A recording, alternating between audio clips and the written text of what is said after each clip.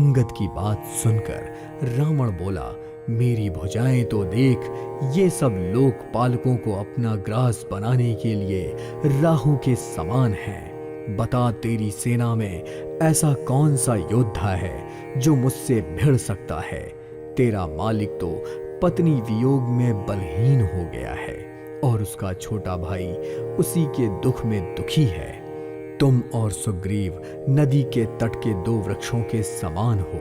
रहा विभीषण, वह तो बहुत ही डरपोक है, जामवंत बूढ़ा हो चुका है। नल और नील तो शिल्पकार हैं। हाँ, वो एक वानर जरूर बलवान है जिसने यहाँ आकर लंका जलाई थी। यह सुनते ही अंगद बोला, रे रावण, जिसे बड़ा योद्धा कहकर तुमने सराहा है, वह तो सुग्रीव का भी सेवक है। उसको तो हमने केवल खबर लाने के लिए भेजा था। उसने तुम्हारी लंका को हिलाकर रख दिया। तो सोच, जब तुम्हारा सामना मेरे स्वामी से होगा तो तुम्हारी लंका का क्या होगा?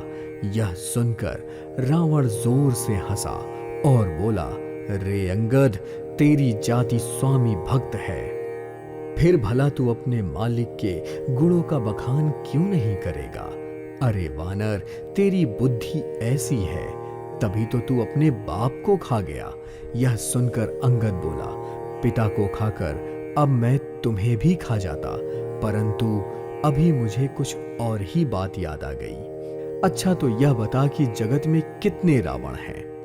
मैंने जितने रावण सुन रखे हैं वह सुन।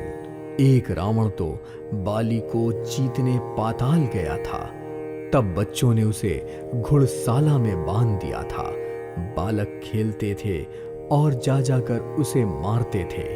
बाली को उस पर दया आ गई, तब उन्होंने उसे छुड़ा लिया। फिर एक रावण को सहस्त्रबाहु ने देखा था। उसने उसे एक विचित्र जंतु समझकर पकड़ लिया था। तमाशे के लिए वह उसे घर ले गया और पुलस्त मुनि ने जाकर उसे छुड़वाया था।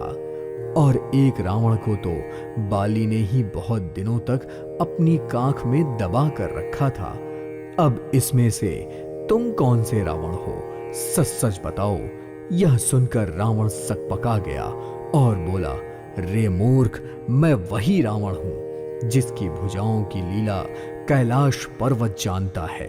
मेरी भुजाओं का बल दिग्पाल जानते हैं, जिसके चलने पर पृथ्वी ऐसे हिलती है जैसे मतवाले हाथी के चलने पर छोटी नाव हिलती है।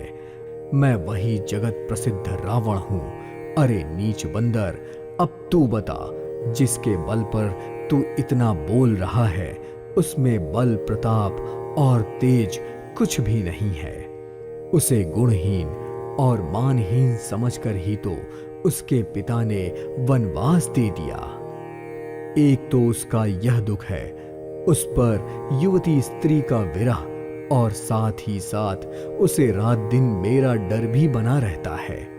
और हाँ, जिनके बल पर तुझे इतना गर्व है, ऐसे अनेकों मनुष्यों को तो मेरे राक्षस दिन रात खाया करते हैं। जब रावण ने श्री राम के बारे में इतनी अपमान भरी बातें कही तो अंगद अत्यंत क्रोधित हो गए और उन्होंने अपने दोनों भुजा दंड को पृथ्वी पर दे मारा, जिससे पृथ्वी हिलने लगी और वहां बैठे सभी सभासद गिर पड़े। रावण भी गिरते गिरते बच गया, पर सारे मुकुट जमीन पर गिर गए। कुछ को तो उठाकर उसने अपने सर पर रख लिया और कुछ को तो अंगद ने उठाकर प्रभु श्री राम के पास फेंक दिए। चार मुकुटों को आते हुए देखकर वानर सोचने लगे, क्या दिन में ही तारे टूटकर गिरने लगे हैं, या रावण ने क्रोध में यह वज्र चलाए हैं जो बड़े वेग से इधर ही चले आ रहे हैं। यह सुनकर प्रभु हंसकर बोले, डरो नहीं, ना ये तारे हैं और ना ही वज्र। अरे ये तो रावण के सर के मुकुट हैं जो अंगद ने फेंके हैं। तभी हनुमान जी ने लपक कर उन चारों मुकुटों को पकड़ लिया और लाकर प्रभु के पास रख दिया। रीछ और वानर सभी उन मुकुटों को देखने लगे। क्योंकि उनका प्रकाश सूर्य के समान था। वहां सभा में क्रोधित हुए रावण ने आदेश दिया, पकड़ लो इस वानर को और मार डालो। यह सुनकर अंगद हंसने लगे।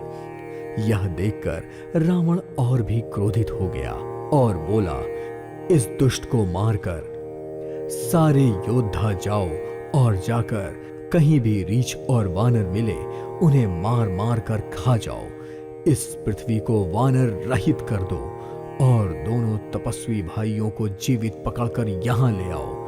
रावण के वचन सुनकर अंगद बोले, अरे स्त्री चोर, कुमार्ग पर चलने वाले दुष्ट और कामी, तू ऐसे दुर्वचन क्यों बोल रहा है? तुझे पता नहीं तू काल के वश में हो गया है।